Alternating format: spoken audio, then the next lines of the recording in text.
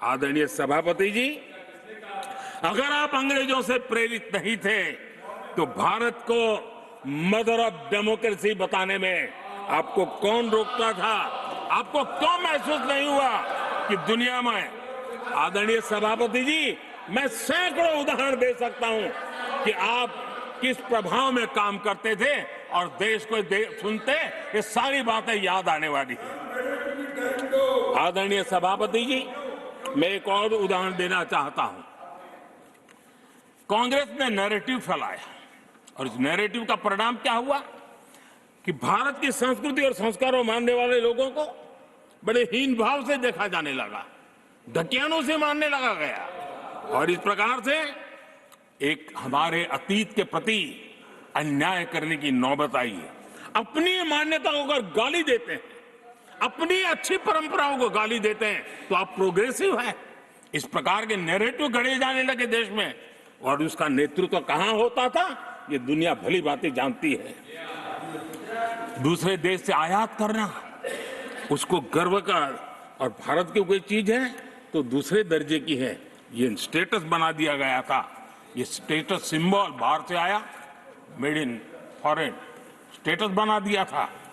ये लोग आज भी वोकल फॉर लोकल बोलने से बच रहे हैं। मेरे देश के गरीबों के कल्याण का काम हो रहा है।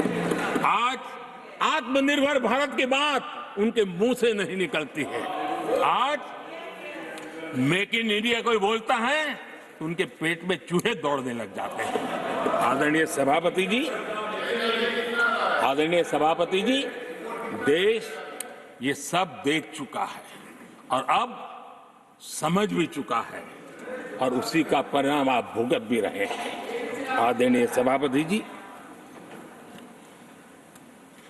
राष्ट्रपति जी ने अपने अभिभाषण में विस्तार से चार सबसे बड़ी जातियों के विषय में हम सबको संबोधित किया था। युवा, नारी, गरीब और हमारे अन्नदाता। हम जानते हैं इनकी समस्याएं ज्यादातर एक समान है, उनके सपने भी एक समान है और उसके समाधान अगर करने हैं तो थोड़ा 19-20 का फर्क पड़ेगा, लेकिन इन चारों वर्गों के समाधान के रास्ते भी एक ही हैं और इसलिए उन्होंने बहुत ही उपयुक्त रूप से राष्ट्र का मार्गदर्शन किया है कि इन चार स्तंभों को मजबूत करिए, देश विकसित भारत की तरफ तेज गति से आगे बढ़ेगा।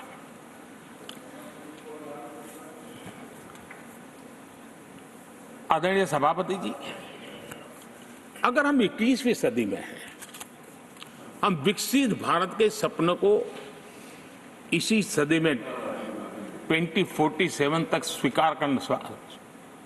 सिद्ध करना चाहते हैं तो 20वीं सदी की सोच नहीं चल सकती। 20वीं सदी का स्वार्थी एजेंडा, मैं और मेरा वाला जो खेल है ना, वो 21वीं सदी में देश को समृद्ध नहीं, विकसित भारत नहीं बना सकता है। कांग्रेस इन दिनों काफी बातें हो रही जाति की, फिर से एक बार क्यों जरूरत पड़ गई उनको मैं तो नहीं जानता हूं, लेकिन अगर उनको जरूरत पड़ी है तो पहले जरा अपने गरिबान में झांके तो उनको पता चलेगा क्या किया है। दलित, पिछड़े और आदिवासी, कांग्रेस जन्मजात उनकी सबसे बड़ी विरोधी रही है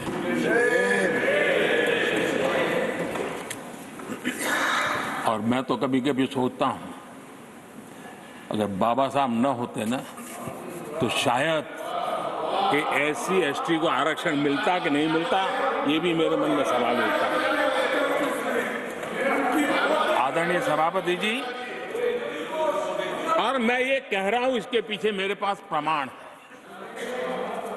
इनकी सोच आज से नहीं, उस समय से ऐसी है, मेरे पास प्रमाण, और मैं प्रमाण के सिवाय मैं यहां कहने के लिए नहीं आया।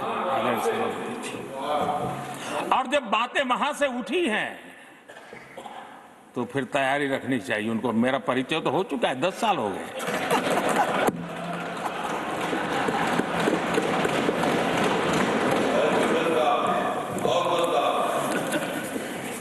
एक बार,